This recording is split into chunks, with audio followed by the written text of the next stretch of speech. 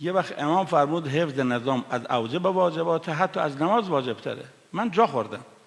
بعدم قرآن اشاره داره به این که حفظ نظام از نماز واجب تره، چون ای که پا خطبه های نماز جمعه پا شدن رفتن سراغ خرید، قرآن میگه اینا بی‌ادبن و اذا رأوا تجارتا او لهوا انفضوا الیها، میگه و ترکوک، پیغمبر رو تنها گذاشتن. نمیگه ترکوها، باید میگه ترک الصلاة، ترک الخطبه. یعنی بدتر از رها کردن خطبه و بدتر از رها کردن نماز، رها کردن رهبر آسمانیه. ترکوک.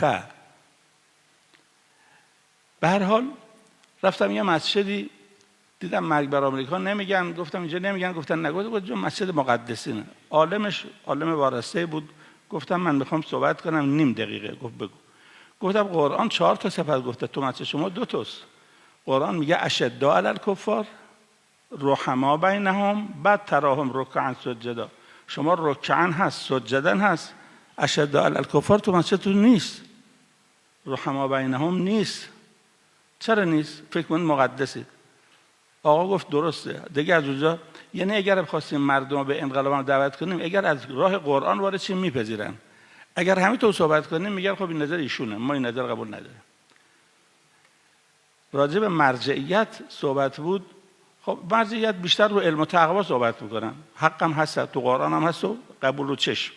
اما غیر از اعلم و اتقا، این آیه تو قرآن نیست. ترهبون به عدو الله اشداء علی الکفار. اگر امام به شاپور بختیار نمیگفت من تو دهن این دولت بزنم، شاپور بختیار فرار میکرد. مقام معظم رهبری فرمود رئیس جمهور آمریکا، رئیس جمهور فرانسه، نخست وزیر، اینا جنایتکارن. غیر از اعلم و اتقا باید یک کسی هم یه تشری بزنه. هی اعلم و اتقا نگیم، اعلم رو چشم، اتقا رو چشم. اما این آیام هست. منبرها باید یه جوری بشه محور قرآن باشه. بله حدیث هم باید باشه، تاریخ هم باید باشه، هر چی باید باشه باشه. سهم قرآن تو منبرها